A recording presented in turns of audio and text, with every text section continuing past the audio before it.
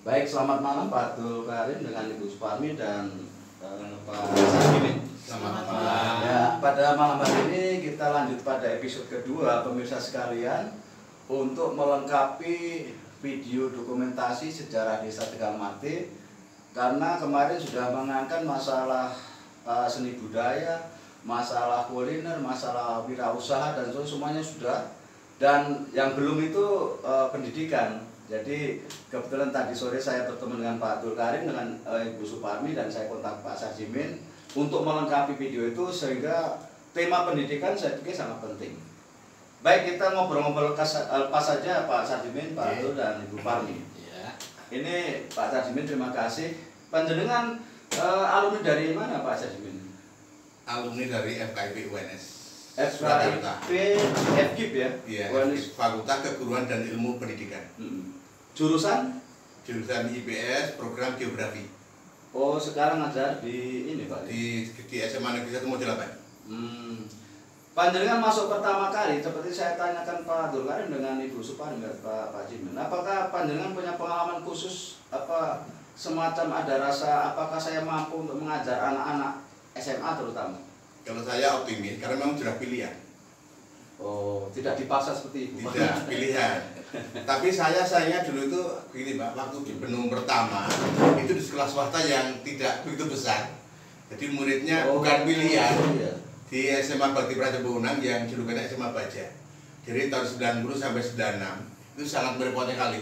Karena saya sebagai DPK, kalau yang lain guru yayasan atau GTT gitu. Jadi segala sesuatu ditimpakan pada guru DPK, guru negeri yang diperbantukan.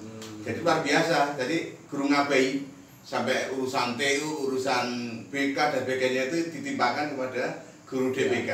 Pertama kali mengajar itu di mana Pak Sarjimin sekolahnya? Di SMA Bakti Praja itu depan Koramil, di daerah Johor. Oh, di Johor sana? Johor Delapan, ya.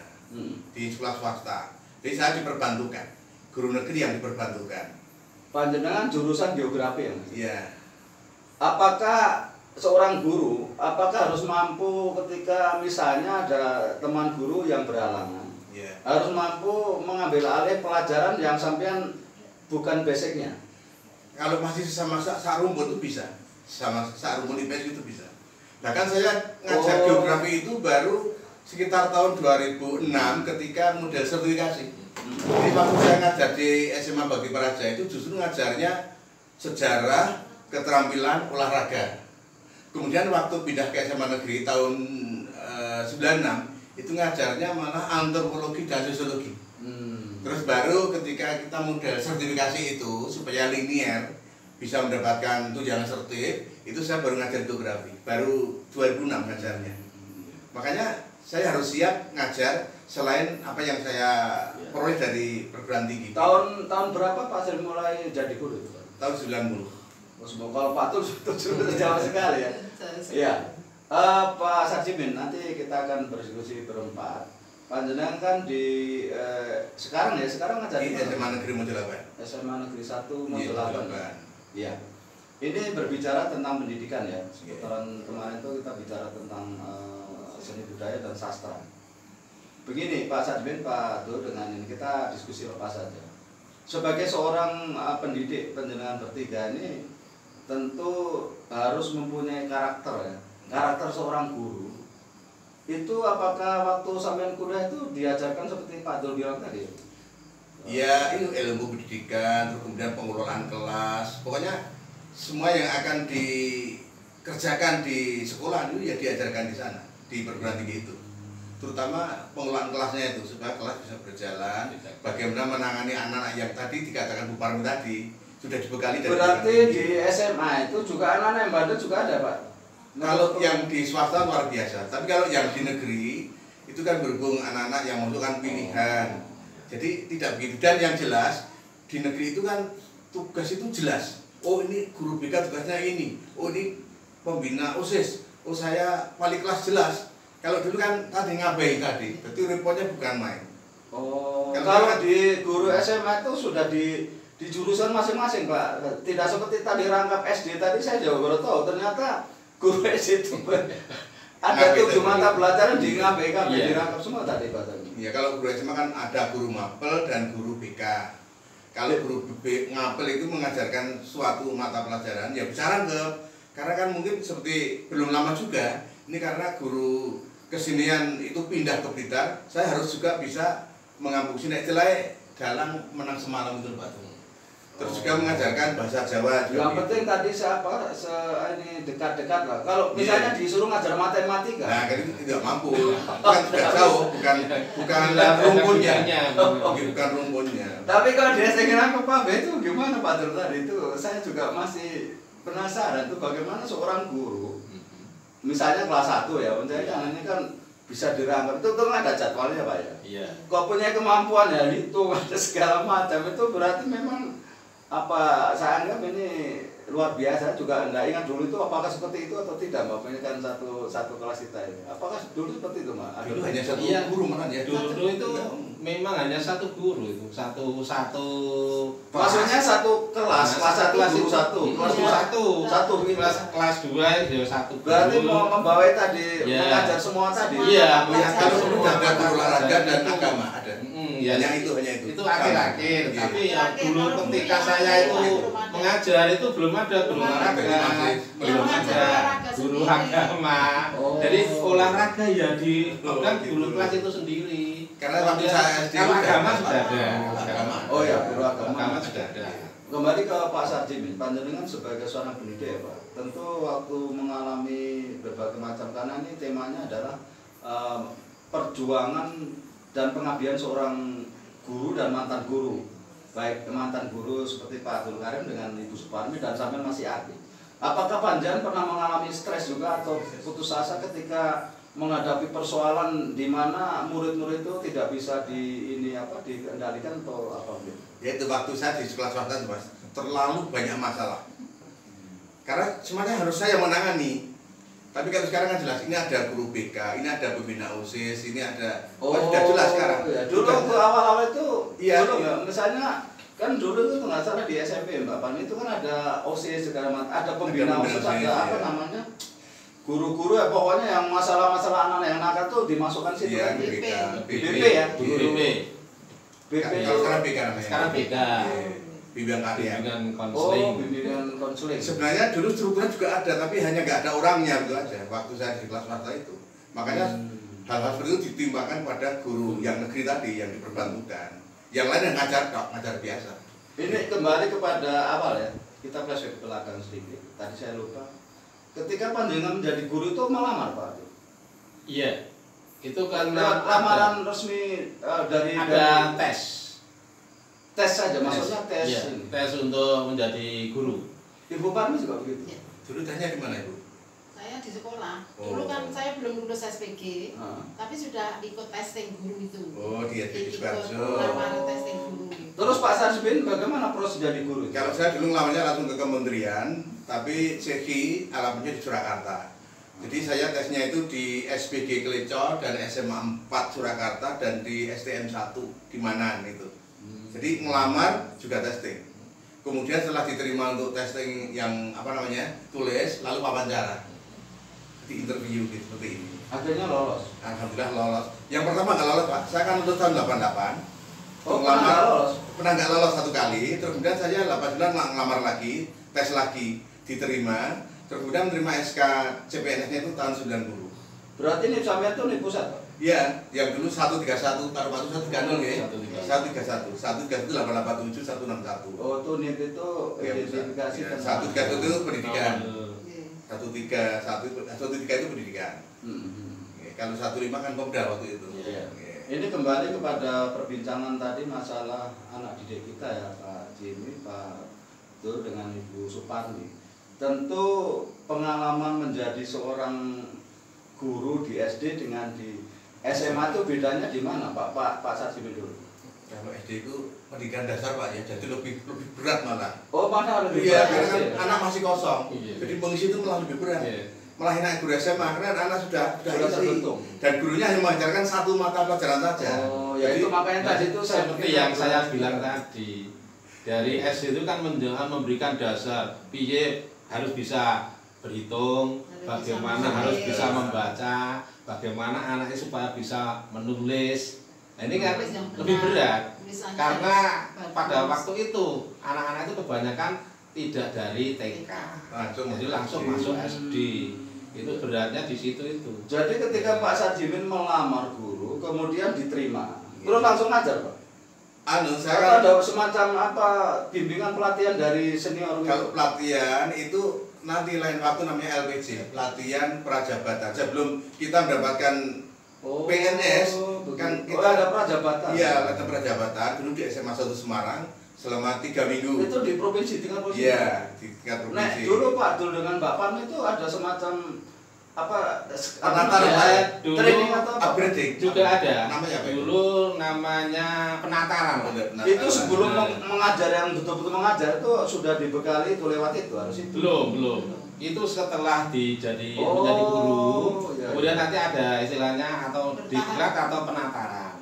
Nah, penataran itu P2 SD dan P3D dulu. Penataran pendidikan dasar. Itu setiap hampir 1 semester itu diadakan pendidikan penataran itu P3D itu. Kembali ke Pak Sajimin, Pak Sajimin kan guru SMA. Di SMA itu kurikulumnya dulu dengan sekarang itu beda Pak ya? Ya beda sekali. Waktu saya ngajar dulu pakai awal-awal itu. Saya ngajar 9 bulan ini pakai yang 84 Pak. 84. Iya, terus tadi ada tahun-tahun seperti iya, Pak Dul, kan sama itu kan keluaran dari pusat. Hmm. Jadi terus dari SD SMP sama tahunnya, tahun kurikulumnya. Terus yang terakhir ini namanya Kurtilas, kurikulum 13. Kurikulum itu dikeluarkan dari pendidikan pusat. Dari Dirjen, itu ya. seluruh Indonesia sama. Iya, sama. Iya. Oh, iya. Jadi kita tinggal melaksanakan. Nah, saya juga sering melihat Pak Wardi dulu, saya sama lama. Jika Ibu Wardi juga, Mbak Nelly itu juga sama.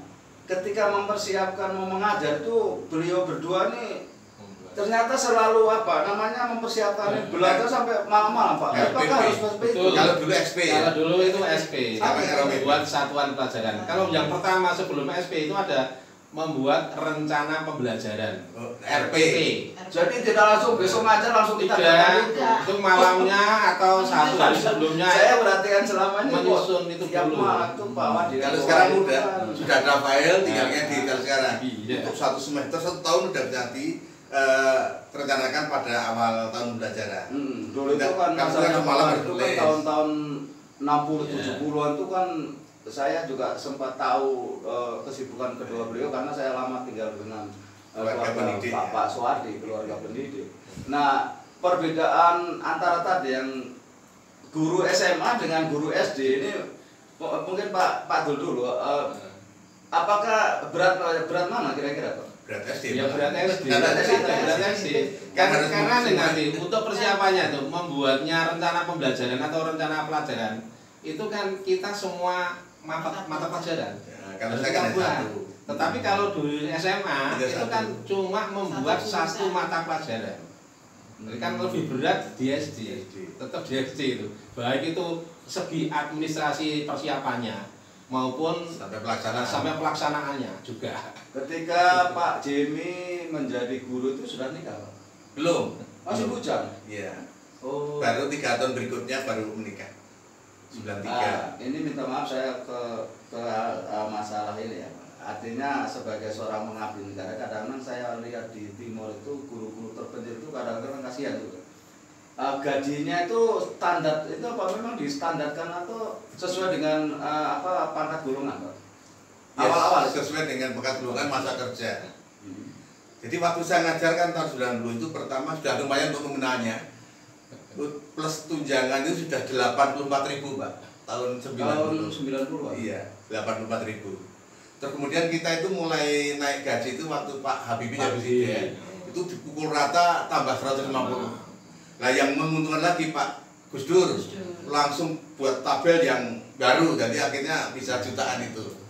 Nah, ini saya minta maaf kembali. Saya harus tanya ini. Dulu ketika panjangan Pak Dul dengan Pak Pan menjadi guru dua-dua ini, tentu apakah mencukupi gaji guru itu Pak waktu itu?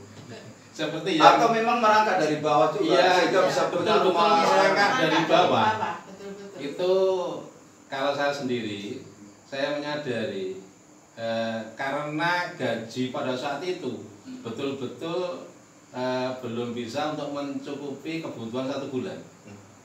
1 bulan belum itu bisa. panjangan belum punya anak, Pak? Ya belum, kalau belum kan saya pada saat diangkat itu tahun 75, kemudian saya itu menikah itu tahun 77. Dan 77 itu menikah dengan Bu Parmini. Nah, ketika 77 nikah itu ketika menikah ini itu betul-betul juga apa itu namanya untuk gaji saya sendiri pas-pasan, itu masih pas-pasan sekali. Apa tidak dapat tunjangan beras dan seterusnya, Pak, waktu itu? Tidak ada. Jadi hanya Ada tunjangan beras akhir-akhir. Akhir pada saat pengangkatan itu belum ada. Orang tunjangan beras itu ketika sudah tahun 2000-an. Iya. Itu Pak Jimmy, beras. ini Ada. panjenengan mulai awal itu gajinya piro? 84.000 rupiah. Nah, ketika panjenengan sudah nikah, itu bisa mencukupi seorang guru SMA itu, Pak? Kan juga masih ikut orang tua untuk makan itu ya. Dulu itu waktu saya masih bujang itu untuk jelajah kurang kok. Waktu itu untuk jelajah kurang waktu itu. Tapi memang yang namanya jodoh anak itu pembawa rezeki, Pak. Ya akhirnya ketika ya cukup akhirnya. Begitu memang kita itu kalau sudah menikah, malah rezeki itu cukup. Punya anak kan anak itu bawa rezeki sendiri itu. Nah, tentu beliau bertiga ini seorang pendidik ya. Tentu putra putrinya itu dalam cara mendidik ya, itu mungkin tentu ada punya trik sendiri ya. Lain kalau saya kan juga mungkin juga nggak tahu bagaimana cara mendidik anak-anak yang baik. Tapi alhamdulillah bahwa anak saya sudah sarjana semua, sehingga walaupun dengan keterbatasan tapi bisa. Nah, teknik untuk mendidik anak-anak khususnya SD itu, Pak, memang apakah susah juga, Pak, mau membentuk karakter? Kan setahu saya pendidikan karakter di sekolah itu sangat penting. Mungkin menurut Pak Dul, Mbak Parmi dengan ini, tentang pendidikan karakter, Pak, ini saya pikir sangat penting untuk didiskusikan. Pendidikan karakter anak ini. Ini kalau di SD itu di samping ada pendidikan agama, itu kan ada juga dulu masih namanya pendidikan moral Pancasila. Pendidikan PMP. Ya, PMP, pendidikan moral Pancasila. Sehingga di dalam materi di dalam pendidikan moral Pancasila ini adalah tujuannya adalah untuk membentuk karakter anak. Membentuk moral anak sesuai dengan dasar negara kita, yaitu Pancasila. Ibu Parmi dulu ketika mengajar itu juga pendidikan karakter itu sampai juga masih mengajar juga, Ibu Parmi? Ya masih. Nah, metodenya juga sama seperti yang Pak Dul katakan tadi. Sama. Pak Jimmy, untuk SMA bagaimana pendidikan karakter? SMA untuk pendidikan karakter itu untuk nilai itu loh, Pak, sikap karakter itu diserahkan pada guru agama dan PKI. Oh, sudah diserahkan. Iya. Kalau di AC kan semua harus Semua. Jadi kalau saya menilai ya hanya nilai keterampilan, kemudian nilai pengetahuan saja. Jadi dua-dua itu. Itu untuk sikap spiritual ya tadi dua guru tadi, guru PKN dan guru pendidikan agama. Menyangkut dengan masalah pendidikan budi pekerti yang kemarin beberapa tahun itu ramai dibicarakan tentang pentingnya pendidikan budi pekerti bagi anak-anak didik sekolah, baik itu mulai SD sampai di SMP dan SMA. Menurut Pak Dul itu pendidikan yang tadi itu dasarnya itu memang perlu ya, Pak? Ya, masih perlu. Sampai sekarang kok sebetulnya untuk pendidikan budi pekerti itu masih ya? perlu. Iya. Tetapi untuk akhir-akhir ini kelihatannya itu untuk pendidikan budi pekerti itu sudah istilahnya kok tersingkir gitu. Bu Parmi dulu sampai nggak tahu tuh di SD itu apakah ada pendidikan budi pekerti? Saya malah malu, Pak. Itu mengajarkan tentang tata krama bicara, tentang apa sopan santun dari anak orang tua itu, Pak, ya? Iya. Begitu, Pak Jimin, pendidikan Kalau di tempat saya dititipkan ke guru bahasa daerah.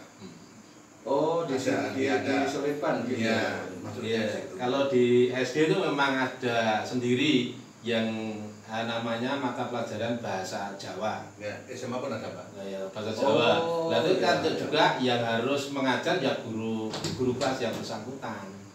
Jadi nanti dalam bahasa Jawa itu ada disisipkan semacam unggal-unggal, toto kromo.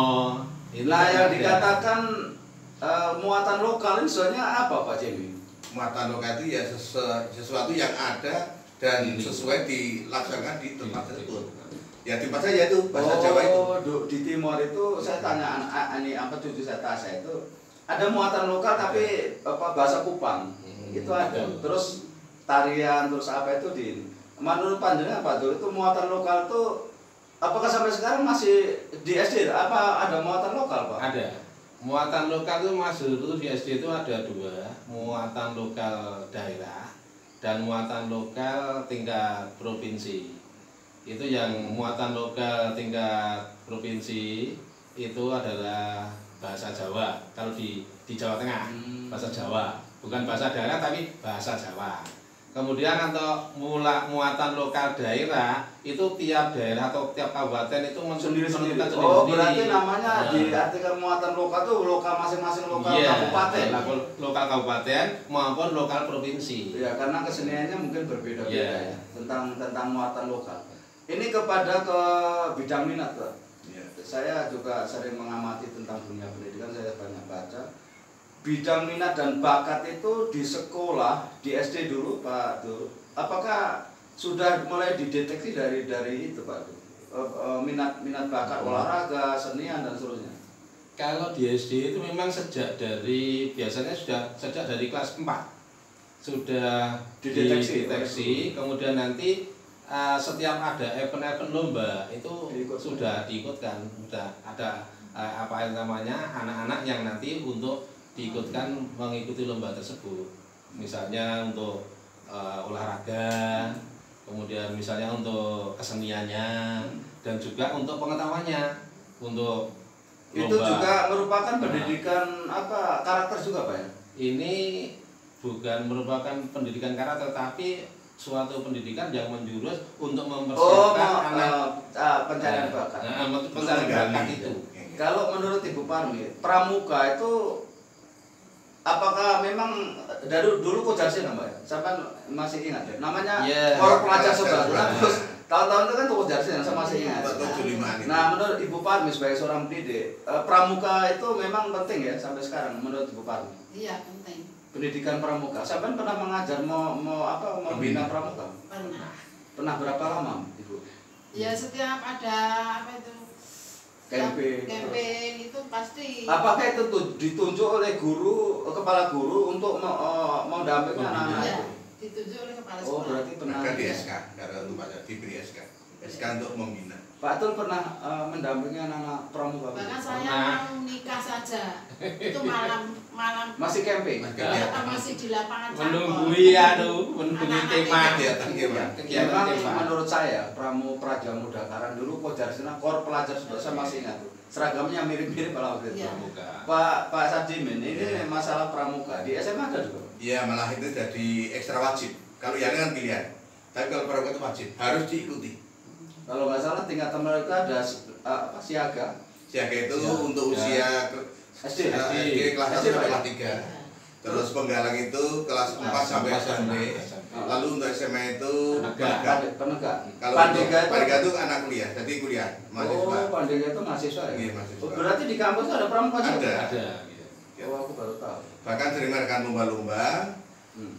Pesertanya dari penegak-penegak Solo Raya atau Jawa Tengah gitu. Dulu ketika Pak Dul mengajar mulai dari Tawangsari dan seterusnya itu apakah ada semacam komunitas kesenian di sekolah Pak?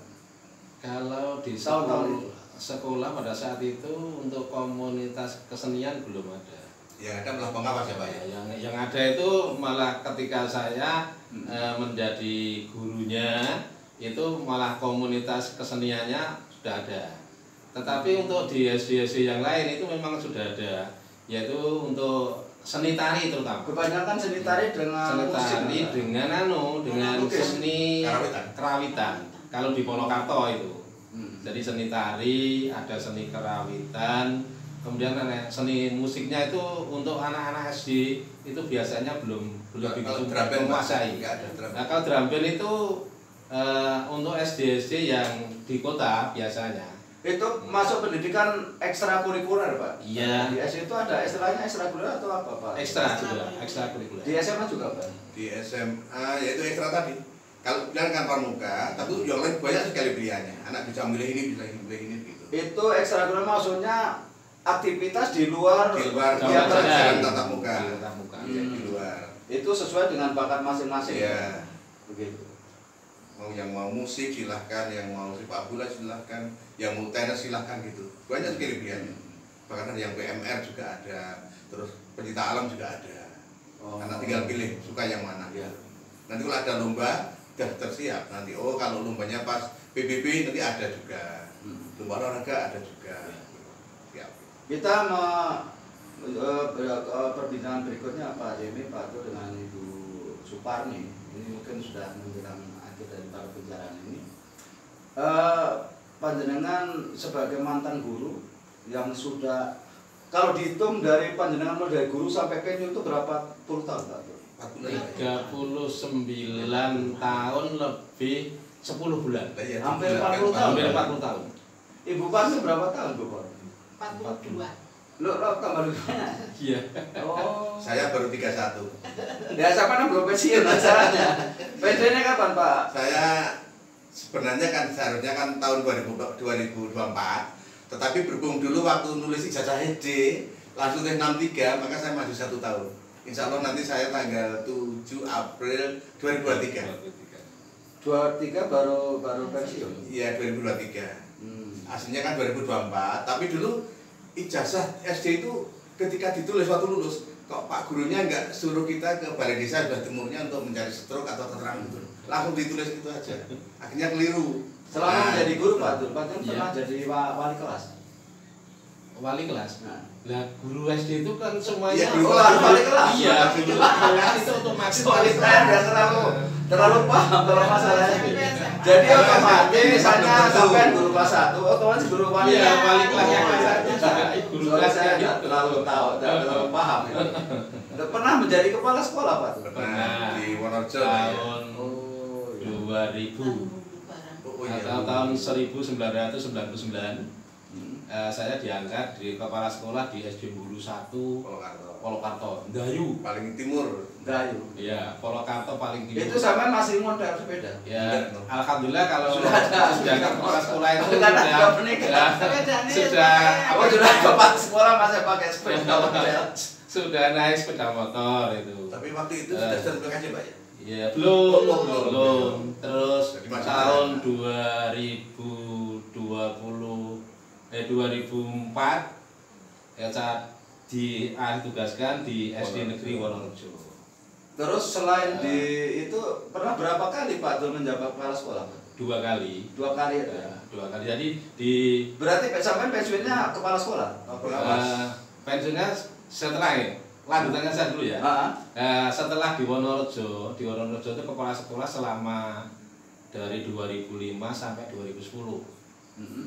Kemudian tahun 2010 itu saya dialih tugaskan yaitu menjadi pengawas TKSD. Jadi di atas setelah menjadi kepala sekolah itu namanya Pengawas. Itu sudah perjuangan terakhir ya? Iya. Ya biasanya perjuangan terakhir. Iya, biasanya dari Ada, dulu itu. saya pernah dengar dari Pak Suwardi itu Widaswara itu apa Pak? Beda. Widaswara. Oh, Widyaswara. Oh, iya. Widyaswara itu adalah Dokter. seseorang yang mempunyai suatu keahlian tertentu dalam bidang pelajaran dan nanti akan menjadi tutor atau menjadi tim penatar tingkat nasional. Oh iya, dulu Pak Wadi namanya keliling saya Widyaswara. setelah pengawas terus jadi apa? Jadi apa? Widaswara tadi. Widyaswara. Widya Iswara ya. Iya. Widyaswara itu bukan tidak bisa dari pengawas Pak, dari guru biasa. Tidak, bisa. guru bis. Oh, bisa harus lewat Iya, guru seleksi bisa, ke provinsi. Terus nanti juga kepala Seleksi. sekolah. Pak. Ini saya juga belum paham. Sebenarnya pengawas itu apakah memang harus melewati pengawas atau memang ditunjuk dari Departemen PDK Kabupaten Pak? Itu memang Sebagai pengawas itu.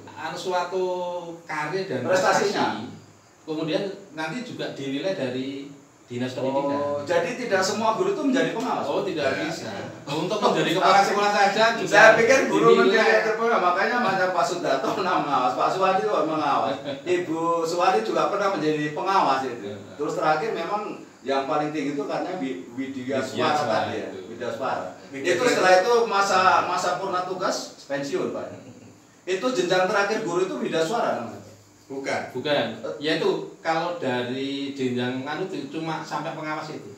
Widya Suara itu hanya sampai tambahan sampai satu tadi kan ahlinya matematika. Iya, itu tambahan satu kalian itu tadi. Ya dari guru, kemudian nanti kalau prestasi bagus diangkat menjadi kepala sekolah. Kalau nanti dari kepala sekolah itu prestasi bagus, itu penilaian dari ATA, dari Dinas Pendidikan, itu bisa diangkat menjadi pengawas. Pak Tul pernah menjadi Widya Suara? Belum. Ibu Pak? Belum. Saya hanya pengen ya. Enggak. Saya kan dulu jadi namanya dalam TOT dalam kursus di LPMP, Pak. Iya. Kita menjadi guru pemandu di tingkat MGMP gitu. MGMP itu musyawarah guru mata pelajaran sejenis tingkat kabupaten. Pernah. Oh, sama yang TOT-nya? Ya, TOT-nya di LPMP Semarang, Lembaga Penjamin Mutu Pendidikan. Kemudian kita terapkan di kelompok MGMP, guru-guru sejenis di tingkat kabupaten. Jadi membimbing gitu. Pernah tahun 2010. Ya. Ini untuk yang sesi terakhir ya, ini sudah cukup banyak tadi menyampaikan mau masalah saya pikir juga sangat baik untuk sebagai pengetahuan dan inspirasi terutama bagi para generasi pendidik ya. Nah, untuk yang sekarang itu Pak, mungkin Pak Abdul dengan Bu Puan ini tidak mengalami pendidikan online tuh Pak. Itu tantangannya di mana Pak Sarjini? Terutama kalau daerah kita nggak begitu masalah ya, kan sinyal ada. Yang